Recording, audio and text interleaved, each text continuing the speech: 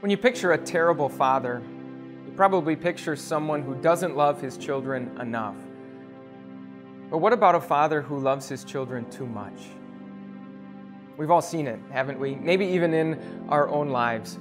A father whose children are his absolute pride and joy, whose success is tied to their success, whose happiness is tied to their happiness. A father who loves his children more than anything else, who literally idolizes them. Do you know who that's not good for? It's obviously not good for the dad. His children will never be able to deliver what he is looking for in them. But as you can imagine, it's not good for the kids either. That kind of weight, those kinds of expectations are absolutely crushing. In fact, nothing is worse than someone depending on us for their joy and fulfillment in life. That maybe helps us understand why God asked a father named Abraham to do something that seems so strange. In the Bible, the story of Abraham sort of revolves around the promise of a son that God would give to him and his wife Sarah. And yet, even before that son was born, Abraham sort of showed that he loved that son a little too much. When Abraham got impatient, waiting for that son to arrive, he decided that he was going to have another son with another woman. And when God made it clear that wasn't the son that God had promised, Abraham was anything but a good and loving father to that son. But then after 25 years of waiting, that son finally arrived.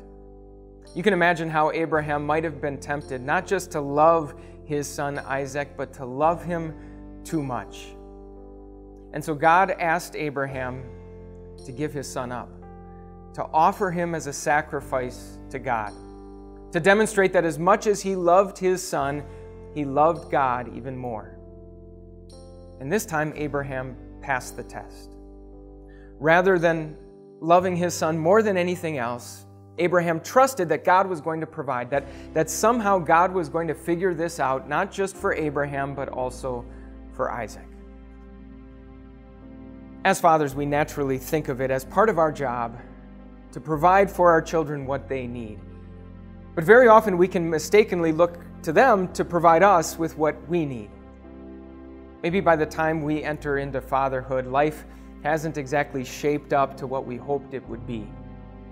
Career aspirations have turned into nothing more than a daily grind as we clock in and clock out of our jobs.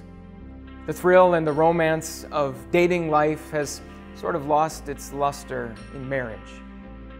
Maybe life seems like nothing more than this endless list of duties and obligations, and so it's no wonder why parents sometimes idolize their kids, why they look to bring back some of that joy, some of that excitement and optimism about life through their children, why they end up loving their children too much. In response, I'm pretty sure God isn't going to ask you to sacrifice your children.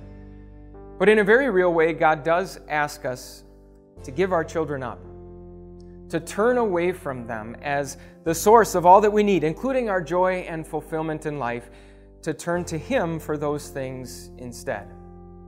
In the book of Romans, Paul says this, "He who did not spare His own Son, but gave Him up for us all, how will He not also, along with Him, graciously give us all things?"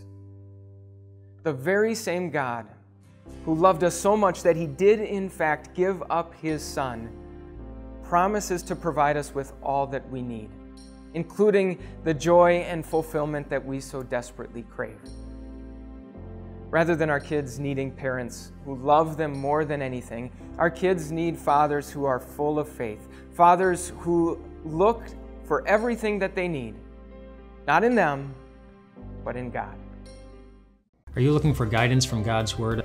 Is there a specific topic that you would love encouragement with? Are you struggling with a spiritual problem or just need a reminder of God's incredible grace? Go to our website, yourtimeofgrace.org, and you'll find hundreds of videos just like this one. And then come back and we'll see you again tomorrow.